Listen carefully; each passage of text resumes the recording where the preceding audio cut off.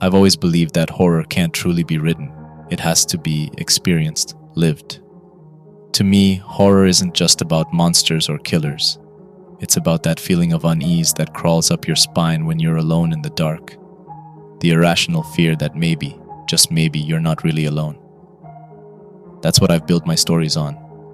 And people, my audience, seem to think I have a natural knack for it.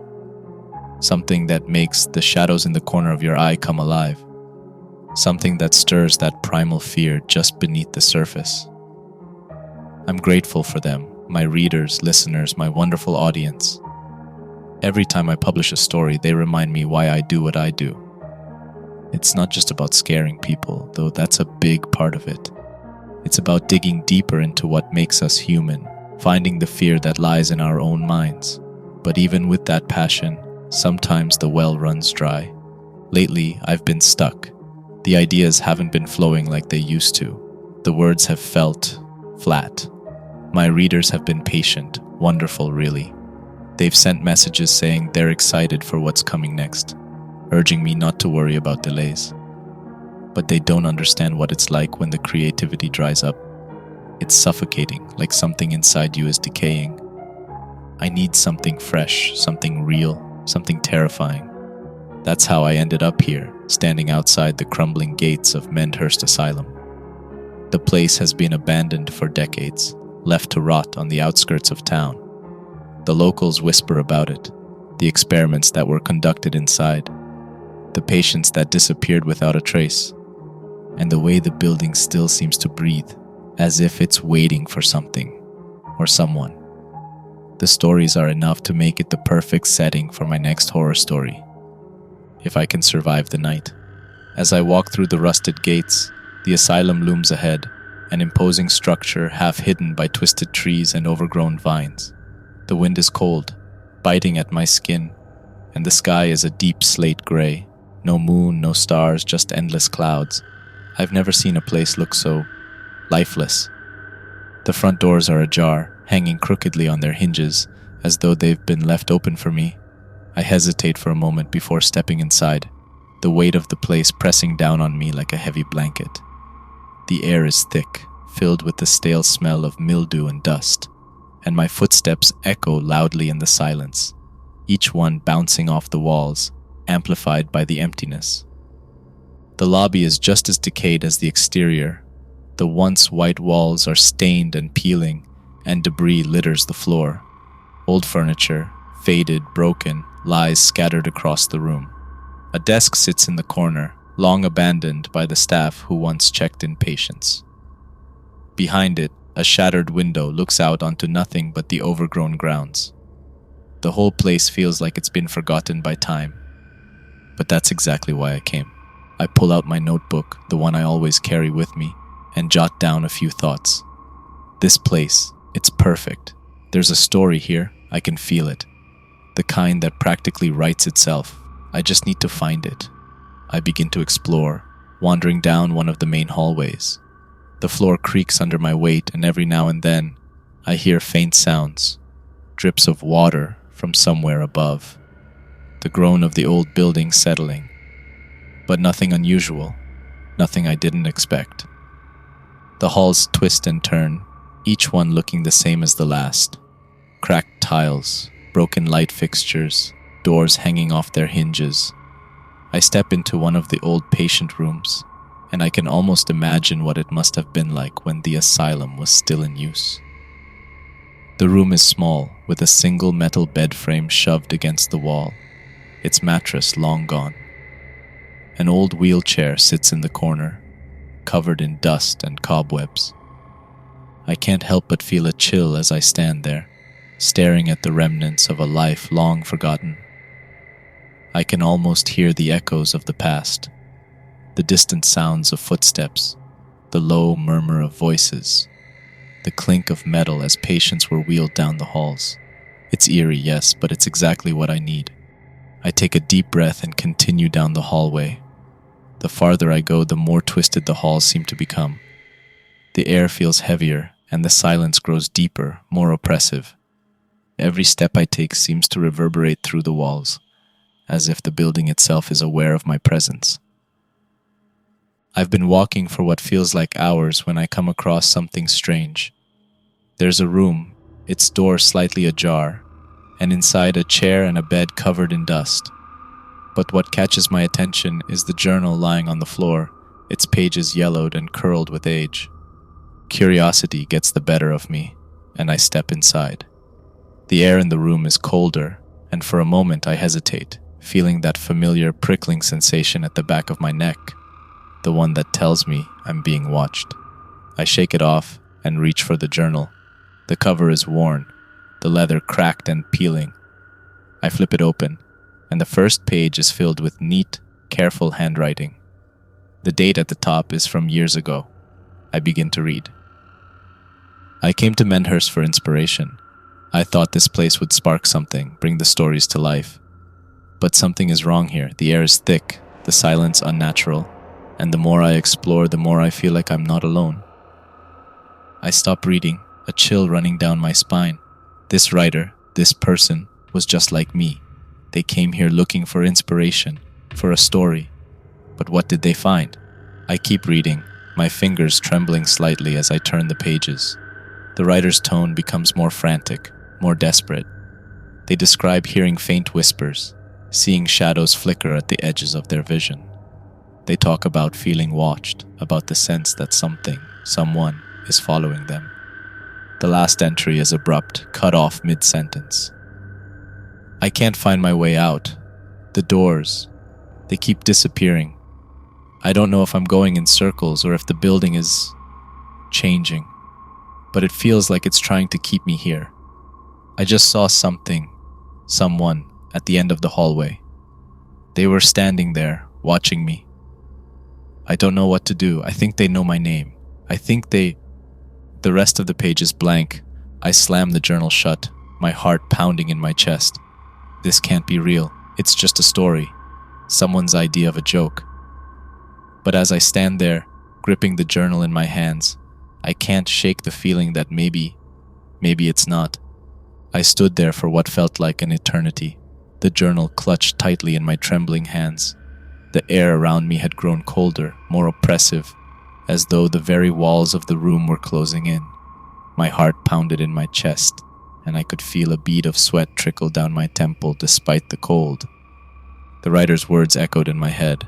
The doors, they keep disappearing. I don't know if I'm going in circles or if the building is changing. I tried to convince myself it was just a trick of the mind. The isolation, the decaying surroundings, it was all getting to me. Writers tend to have overactive imaginations, right? But then, why did it feel so real? The heaviness in the air, the whispers of the wind sneaking through broken windows, the sensation of being watched. I had to keep moving. Shoving the journal into my bag, I left the room. The hallway outside looked the same as before, long, narrow, with walls that seemed to stretch into shadowy oblivion. But something was different. I couldn't quite put my finger on it, but the place felt alive, like the building itself was aware of me, adjusting to my every move. As I walked, I couldn't shake the feeling that I was being followed. Every step I took was met with the faintest of echoes, like footsteps mirroring my own, just a split second behind. My throat tightened, and I picked up my pace, trying to drown out the growing unease gnawing at my gut. I turned a corner, my eyes scanning the hallway for familiar landmarks, but everything looked the same cracked walls, the same scattered debris, and yet there was no sign of the way I came.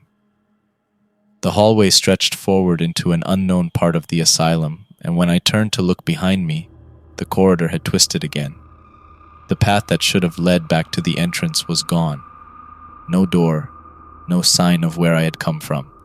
My pulse quickened. I tried to calm myself, taking deep breaths, but the walls seemed to pulse with every beat of my heart. The asylum wasn't just a place. It was a maze, a labyrinth that was shifting and reshaping itself around me. I needed to get out, now.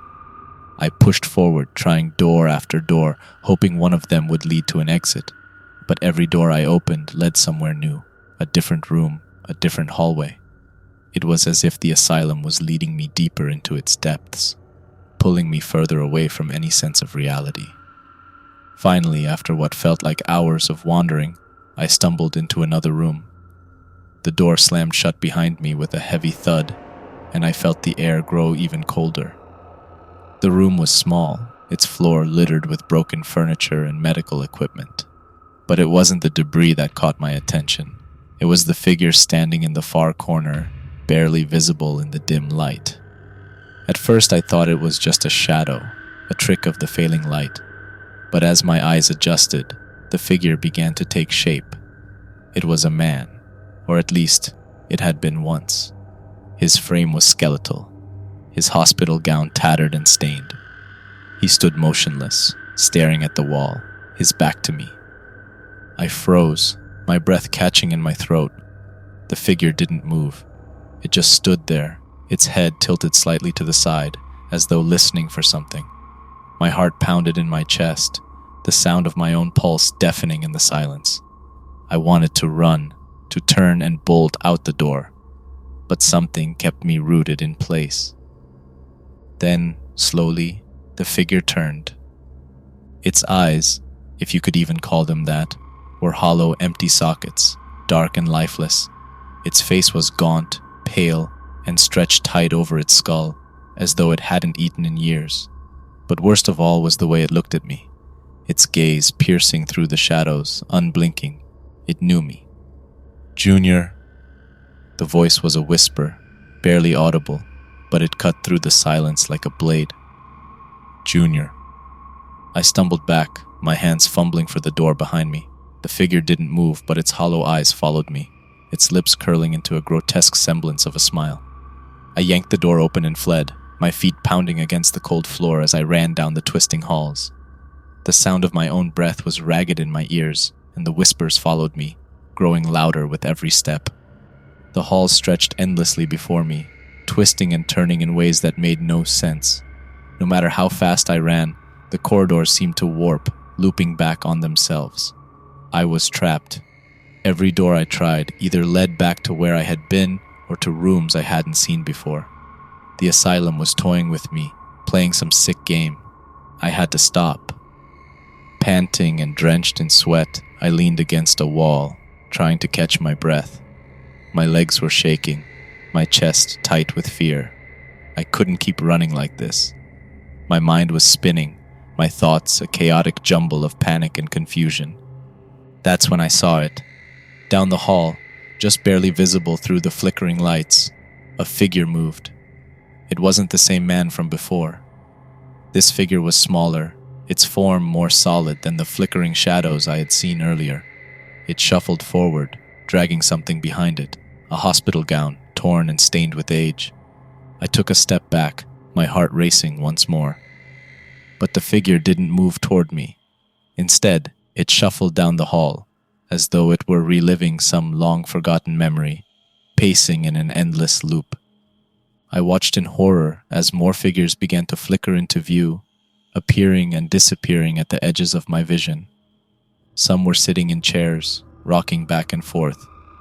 Others were pacing like the first figure, their movements slow and deliberate, their eyes vacant. They were patients, ghosts of the past, trapped in this decaying nightmare. But then, one by one, they began to notice me. Their heads turned in unison, their hollow eyes locking onto me as if they had been waiting for me all along. And then, slowly, they began to move. Their arms stretched out, reaching for me, their whispers growing louder. "Junior!" I couldn't stay there. I had to keep moving. I turned and ran again, but this time the figures followed, their footsteps echoing down the hall. The walls seemed to bend, warping and twisting, the lights overhead flickering violently as I stumbled through the corridors. I could feel their presence behind me, their cold breath on the back of my neck, their whispers filling the air around me. "Junior, you can't leave." My legs were on fire, my lungs burning as I pushed myself forward, my heart pounding so loudly I could barely hear anything else. I was running out of time, out of options. The asylum wasn't just trying to trap me, it was consuming me, pulling me deeper into its endless maze of horrors. Just when I thought I couldn't run any further, I saw it. A door, pristine, untouched, standing at the end of the hall. Something about it felt wrong, but I had no choice. I sprinted toward it, my hand reaching for the handle, my breath coming in ragged gasps. I yanked the door open and stepped inside. The door clicked shut behind me, and the oppressive silence of the asylum was swallowed by an unnatural calm. I stood there, breathing heavily, my body still trembling from the chase. The room I had entered was unlike any I had seen so far. It was pristine, spotless, untouched by the decay that had consumed the rest of the building. The walls were painted a soft, sterile white. The floor gleamed as if it had just been polished, and the furniture was neatly arranged, with no sign of dust or debris. There was no flickering light here, no creaking floorboards or unsettling echoes. It was as if this room had been frozen in time, preserved in perfect condition. I glanced around, my heart still pounding in my chest. The asylum had been playing tricks on me for hours, warping my perception, twisting the hallways, shifting the doors. But this was different. This room didn't belong here. In the center of the room, illuminated by a soft, almost welcoming glow, was a single desk. On top of the desk was a file, thin and nondescript, just lying there as if waiting for me. My name was printed neatly across the top of the file. My blood ran cold. How could this be possible? I hadn't told anyone I was coming here. No one knew. And yet, there it was, my name staring back at me from the folder. With trembling hands, I approached the desk, my footsteps eerily quiet in the pristine room. The closer I got, the heavier the air felt, as though the room itself was holding its breath. I reached out, hesitating for just a moment, before flipping open the file. Inside were photographs of me. They were old, some from my childhood, others from my teenage years, and a few that looked like they had been taken just days ago.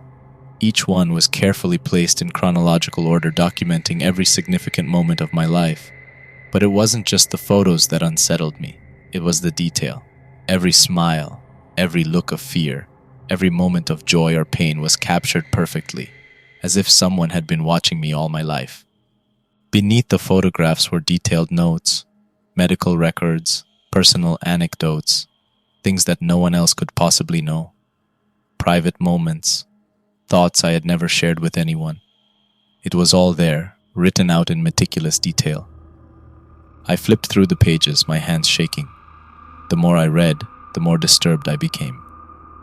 It was as if the asylum had been watching me, recording everything about my life.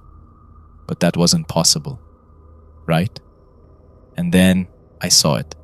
As I turned to the final page, I noticed something that made my heart skip a beat. The last entry wasn't about my past. It was about my present. Written in neat, precise handwriting, it described exactly what I was doing in that moment. Junior stands in the file room, reading the file, his hands trembling, his breath shallow. He is filled with a growing sense of dread, his mind reeling with the impossible realization that the asylum has always known him. My blood turned to ice. The file was updating itself in real time, documenting my every move, my every thought. It was as if the asylum was writing my story, just as I had tried to write its own. I dropped the file, stumbling back from the desk. My chest was tight, my heart racing. This wasn't just a place, it was something alive, something that had been watching me all along, twisting my life into its own narrative. I turned to leave, but something stopped me. As I reached for the door, I noticed a shadow manifesting next to me. It was faint at first, barely visible in the soft light, but the longer I stared, the more it seemed to take shape. Another figure, standing just at the edge of my vision. My heart pounded in my chest and I felt a cold sweat break out across my skin. I couldn't move. My legs were frozen in place, as if the very air around me had solidified, trapping me in this nightmare. The figure didn't move, didn't speak. It just stood there, watching me. I knew it wasn't human, Whatever it wasn't from this world. It was as if the asylum itself had taken form, manifesting in the shape of something I couldn't comprehend. Something dark, something ancient. I forced myself to look away, my breath shallow and uneven. My eyes darted to the door. I needed to leave, now. I reached for the handle, my fingers trembling as they wrapped around the cold metal. But just as I was about to turn it, the figure spoke. "Junior, you can't leave." The voice was low, guttural, and filled with an emptiness that sent a chill down my spine. It wasn't the voice of a person. It was the voice of the asylum itself, a voice that echoed in my mind, filling every corner of my thoughts. I froze, my hand still on the door. The figure took a step closer, its form flickering in and out of existence like a shadow cast by a flame. The room seemed to warp around it, the walls bending and twisting as if reality itself was unraveling. "You belong to us now," the voice continued, its tone dripping with malice. "You've always belonged to us." I couldn't breathe. My chest tightened, and the walls seemed to close in around me. The figure took another step, its empty gaze fixed on me, its presence suffocating. I had to get out. With every ounce of strength I had left, I turned the handle and threw the door open, stumbling out into the hallway. The cold air hit me like a slap to the face, and I gasped for breath, my legs trembling beneath me. But as I looked back, the door was gone. There was nothing behind me but a solid wall. The pristine room, the figure, the file with my name. It had all vanished, swallowed by the asylum's twisted reality. I was alone again, trapped in the endless maze of decaying halls. But now, I knew the truth. The asylum wasn't just a place, it was an entity, feeding off the fear and creativity of those who wandered its halls. And I was its latest victim. I tried to calm myself, to focus on finding a way out. But no matter which direction I turned, the corridors stretched on endlessly, warping and twisting with every step. The air was thick with the weight of the asylum's presence, its whispers filling my ears, its shadows closing in around me. I don't know how long I wandered those halls. Time had lost all meaning. The asylum had become a twisted labyrinth, shifting and changing with every step I took. The walls seemed to pulse, breathing in sync with the erratic beat of my heart. Every door I opened led to a new room, each one more decayed and haunting than the last. But I couldn't stop. I knew that if I did, the asylum would swallow me whole, just like it had done with the others. The whispers had returned, faint at first, like a breeze brushing past my ear, but they grew louder the deeper I ventured. They echoed down the halls, bouncing off the crumbling walls, whispering my name. "Junior, you can't leave." The voices followed me, growing more insistent, more mocking. They were taunting me, dragging me deeper into the asylum's madness. And then I realized something. These voices, they weren't just figments of my imagination. They belonged to the others, the ones who came before me, the writers, the creatives who had come here seeking inspiration and had been trapped, just like me. The asylum had taken them, twisted their thoughts, fed on their creativity until they were nothing more than voices lost in the walls. I could feel the asylum working on me, pulling me in, twisting my thoughts. My notebook was in my hand, open to a blank page, and I found myself scribbling furiously, my fingers moving on their own. Words poured out of me, spilling onto the paper in frantic, chaotic lines. It was the story, the one I had been trying to write, the one I had come here for. But it wasn't my story anymore, like it was the asylum's. I stopped staring down at the words. My handwriting had changed. It was no longer my own. It was jagged, unfamiliar, as though someone else had taken control of my hand. My pulse racing, the whispers growing louder, more insistent. That's when I saw them. They were standing at the end of the hallway, flickering in and out of existence. But I knew who they were. The writers, the lost ones. And they were watching me. I backed away, my heart pounding in my chest. The figures didn't move, but their presence was suffocating. They were waiting for something, for me. I turned and ran. The hallway stretched on forever, an endless corridor with no exit. My legs were heavy. my breath coming in ragged gasps. I could hear the footsteps behind me, growing louder, faster. The riders were following, their whispers filling the air, closing in on me. "You can't leave. You belong to us now." I rounded a corner and there it was, a door. I didn't hesitate. I threw myself at it, yanking it open and stumbling through. But this time, there was no hallway beyond. No room, no walls. There was only darkness. The air was thick, oppressive, like I was standing in the middle of a void. I could hear the whispers all around me, echoing in the blackness, and I knew I had reached the heart of the asylum. I wasn't going to make it out. I took a step forward, my body trembling, my mind racing. I could feel the asylum wrapping itself around me, consuming me. And then, I heard it. The voice. "Junior." It wasn't the whispers, it wasn't the voices of the others. This was different. It was deeper, more ancient. The voice of the asylum itself. "You can't leave. You never could." I fell to my knees, my hands shaking.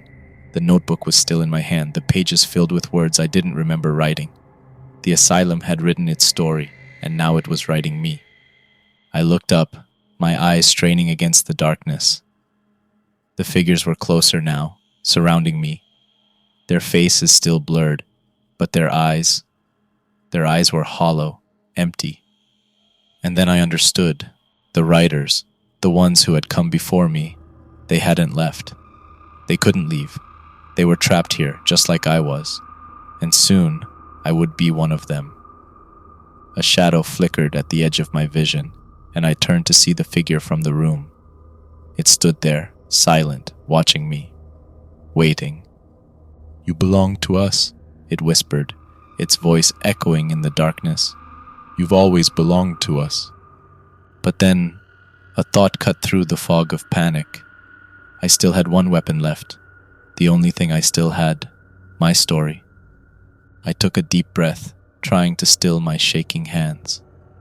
The notebook lay open before me, its pages filled with frantic, chaotic scribbles. The asylum had been writing this story for me, pulling the strings, twisting reality to fit its twisted narrative. But this part was still mine. I grabbed the pen, my knuckles white from gripping it so hard. The whispers grew louder, the figures moving closer, but I shut them out, focusing only on the blank page in front of me. I can't leave. I felt my resolve waver for a moment, the fear creeping in, but I gritted my teeth and pushed through it. I wasn't going to let this place win. No, not like this. I began to write. The asylum twisted, its walls pulsing, its darkness suffocating. The whispers grew louder, but they couldn't stop him now. Junior stood tall, pen in hand, and wrote his way out. He refused to be a victim of the asylum story. This was his story. The void around me trembled as if the very fabric of the asylum was struggling to hold itself together. I could feel it pushing back, trying to stop me, but I wasn't going to let it. As Junior wrote, the darkness began to crack. Light pierced through, illuminating the figures that had been chasing him, holding them back. They couldn't reach him anymore. They couldn't stop him. The air grew lighter, the suffocating weight lifting slightly as I continued writing.